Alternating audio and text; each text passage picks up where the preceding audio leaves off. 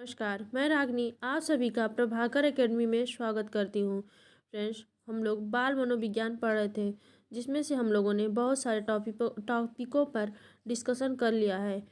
पिछले वीडियो में हम लोगों ने बाल मनोविज्ञान पढ़ा था और उसके बाद मनोविज्ञान की उत्पत्ति, मनोविज्ञान को कौन कौन से मनोवैज्ञानिक परिभाषित किए हैं, इन सब बातों पर हम लोगों ने डिस्कशन किया था। तो आज हम लोग मनोविज्ञान के लक्ष्य के बारे में डिस्कशन करेंगे। अगर आप लोग किसी भी स्टेट का टीचिंग का एग्ज़ाम देने जा रहे हैं तो ये वीडियो आप लोगों के लिए मोस्ट यूज़फुल होने वाली है। तो फ्रेंड्स, आप लोग वीडियो को स्किप ना करते हुए एक एक पॉइंट ध्यान से देखिएगा। अगर आप लोग पिछला वीडियो नहीं देखे हैं तो प्रभाकर एकेडमी ज्वाइन करके डिस्क्रिप्शन बॉक्स में सारे वीडियोस पड़े हैं, आप लोग एक एक करके सारे वीडियो देख सकते हैं। ओके फ्रेंड्स, तो चलिए स्टार्ट करते हैं।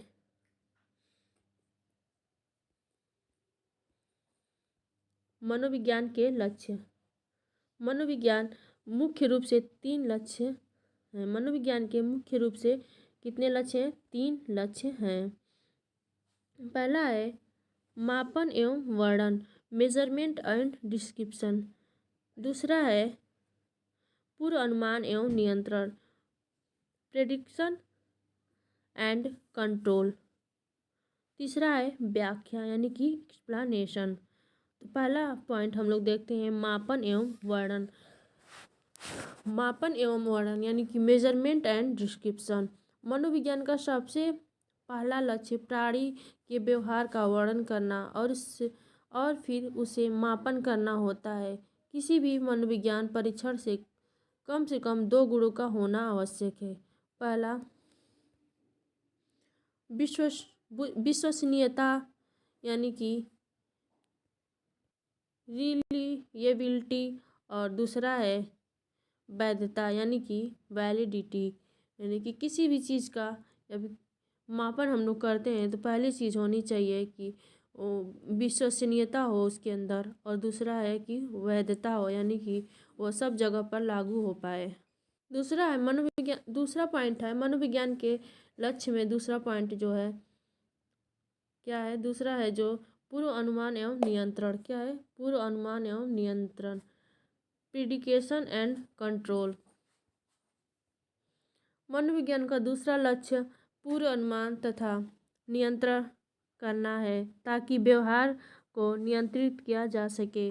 जैसे हम बच्चों का पूर्व अध्ययन कर लें तो बच्चों के व्यवहार को नियंत्रित करने में आसानी होगी, या बच्चों के पूरे व्यवहार को जब हम लोग अध्ययन कर लेंगे तो उन पे नियंत्रण करना जो है संभव हो जाएगा। यानी कि उनके बारे में हम लोग पता लगा लेंगे कि इनका व्यवहार कैसा है, ये कब कब कैसे व्यवहार करते हैं, तो उन लोगों पे नियंत्रण करना आसानी हो जाएगी।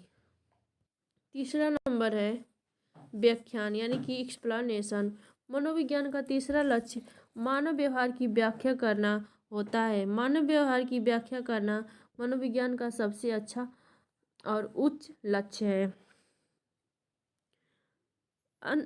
अगला पॉइंट है मनोविज्ञान के 5 प्रमुख स्कूल, यानी कि मनोविज्ञान के 5 प्रकार के स्कूल बनाया गया है। तो चलिए हम लोग एक एक करके पढ़ते हैं। पहला इसमें है संरचनावाद। क्या है? संरचनावाद। संरचनावाद स्कूल को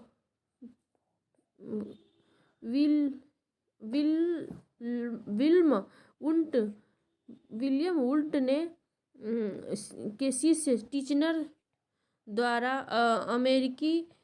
अमेरिका के कार्नेल विश्वविद्यालय में 1892 में प्रारंभ किया गया।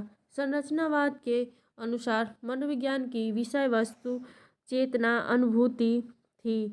टीचनर के अनुसार चेतना के 3 तत्व होते हैं। कितना होते हैं? चेतना के 3। पहला है संवेदन। क्या? पहला है संवेदन, दूसरा है भाव या अनुराग, तीसरा है प्रतिमा या प्रतिबिंब। दूसरा नंबर का जो है स्कूल है प्रकार्यवाद या कार्यवाद। प्रकार्यवाद की स्थापना अनौपचारिक रूप से अनौपचारिक ढंग से विलियम जेम्स ने अपनी एक पुस्तक लिखकर जिसका शीर्षक प्रिंसिपल ऑफ साइकोलॉजी थी।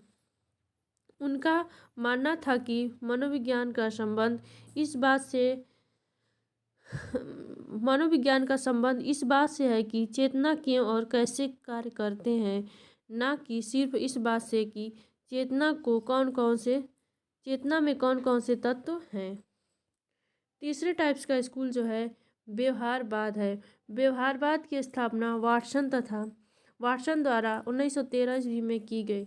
उनका मानना था कि मनोविज्ञान एक वस्तुनिष्ठ तथा प्रयोगात्मक मनोविज्ञान है, अतः इसका विषय वस्तु सिर्फ व्यवहार हो सकता है, चेतना नहीं।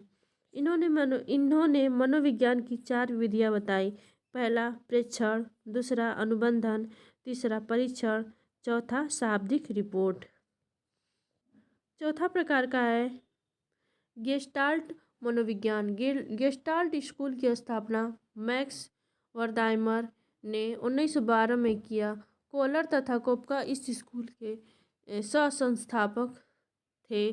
गेस्टाल्ट एक जर्मन शब्द है जिसका हिंदी रूपांतरण आकृति आकार है। गेस्टाल्ट स्कूल का मानना था कि मनोविज्ञान मानसिक क्रियाओं के संगठन का विज्ञान है।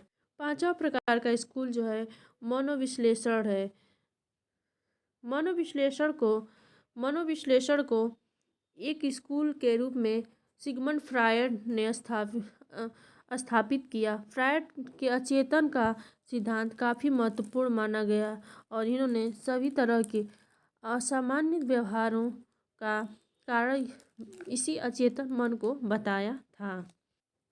भारत में मनोविज्ञान का विकास। भारतीय मनोवैज्ञानिक का आधुनिक काल कोलकाता विश्वविद्यालय के दर्शन शास्त्र विभाग में 1915 ईस्वी में प्रारंभ हुआ, जहां प्रायोगिक मनोविज्ञान का प्रथम पाठ्यक्रम प्रारंभ किया गया तथा प्रथम मनोविज्ञान प्रयोगशाला स्थापित हुआ। नेक्स्ट पॉइंट है सन 1952 में प्रोफेसर गिरीन्द्र शेखर बोस मनोविज्ञान विभाग के अध्यक्ष बने, जो फ्रायड के मनोविश्लेषणात्मक के प्रशिक्षण प्राप्त थे। नेक्स्ट पॉइंट है प्रोफेसर बास ने इंडियन साइको एनालिटिक की स्थापना 1912 में की थी। ओके फ्रेंड्स, आज के लिए बस इतना ही। अगला हम लोग नेक्स्ट वीडियो में डिस्कशन करेंगे। Okay friends, thank you.